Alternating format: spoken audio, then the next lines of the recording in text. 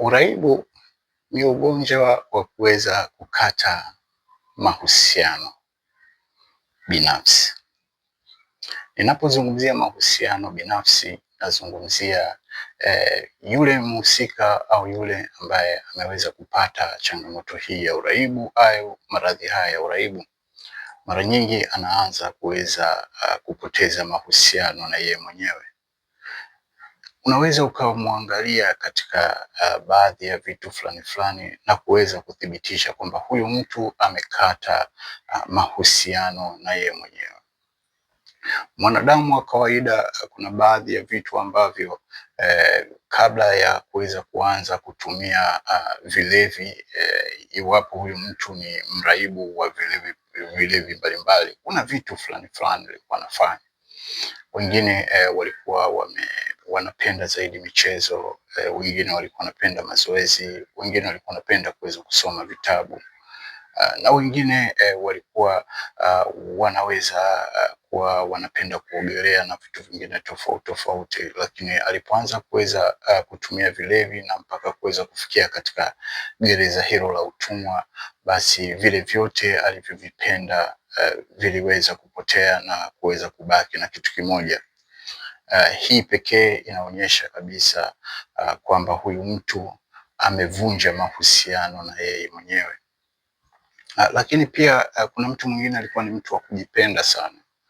Ni mtu ambaye ni nadhifu, anajipenda, lakini alipofikia katika kuweza kuwa mgonjwa wa uraibu, basi huyu mtu nadhifu ulipotea.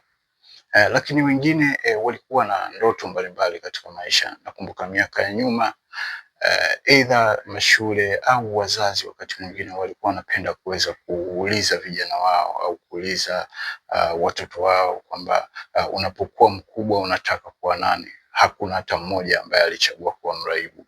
Wengi walichagua taaluma mbalimbali, wengine walichagua kuweza kuwa daktari, wengine walichagua kuweza kuwa walimu, wengine walichagua kuweza kuwa marubani na watu wengine tofauti tofauti ambao wanatazamika vyema katika jamii. Lakini leo mtu huyo amebaki katika gereza la utumwa, na hata ule urubani ile aliyependa kuweza kuwa mfanyabiashara, ile biashara hawezi tena kuweza kuithamini. Lakini yule ambaye alipenda kuweza kuwa mwalimu, zile ndoto zote zilipotea na kuweza kubaki katika gereza hilo la utumwa na kuweza kupenda hicho kitu kimoja, ambapo sasa athari zake ni kwamba huyu mtu anapoweza kukata mahusiano na yeye mwenyewe, basi ndo hapo anapoanza kuweza kukata mahusiano na wengine.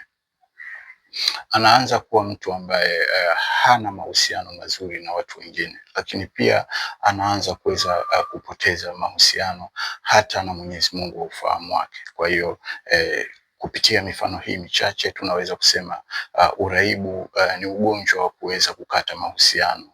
Yanaanza mahusiano na wewe mwenyewe binafsi, mlengwa mwenye hiyo shida, lakini unakata mahusiano na watu wengine, lakini unakata mahusiano hata na Mwenyezi Mungu wa ufahamu wetu. Hapa ni Dapo Recovery House. Hichi ni kituo kinachotoa huduma za utengemao kwa waraibu wa dawa za kulevya pamoja na pombe. Tunasaidia jinsia zote, yani wanawake na wanaume. Kwa mawasiliano zaidi piga simu namba 0673204332.